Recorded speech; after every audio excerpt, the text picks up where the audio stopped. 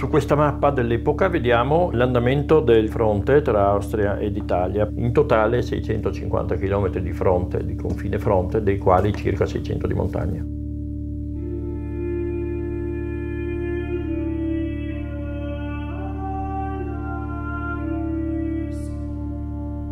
La guerra alle alte quote prevede altri problemi che sono problemi ambientali. Devono affrontare delle difficoltà terribili e delle sofferenze, congelamenti, bruciature da freddo.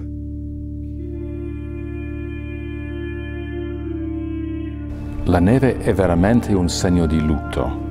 Non so perché gli occidentali abbiano scelto il nero.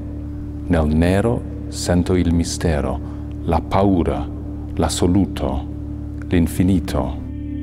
Ma il bianco mi dà il senso della fine, il ghiaccio della morte. I think that the idea of whiteness can be applied to the entire front, not only to the winter war in the high mountains.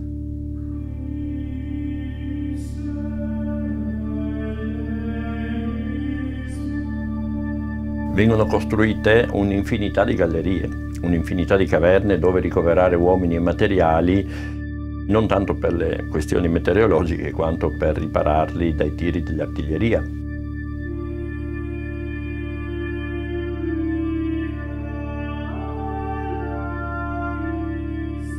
Ogni soldato schierato in alta quota da parte italiana aveva bisogno minimo di 3 kg di rifornimenti giornalieri. Ma chi portava su quella roba? Le nostre donne. Queste donne erano le portatrici.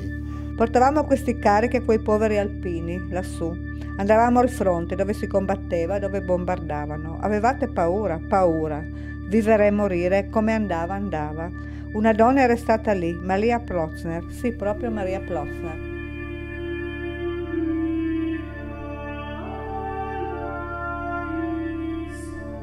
La montagna esprime proprio questa atmosfera indescrivibile che è un misto di felicità, di libertà, ma anche di tristezza.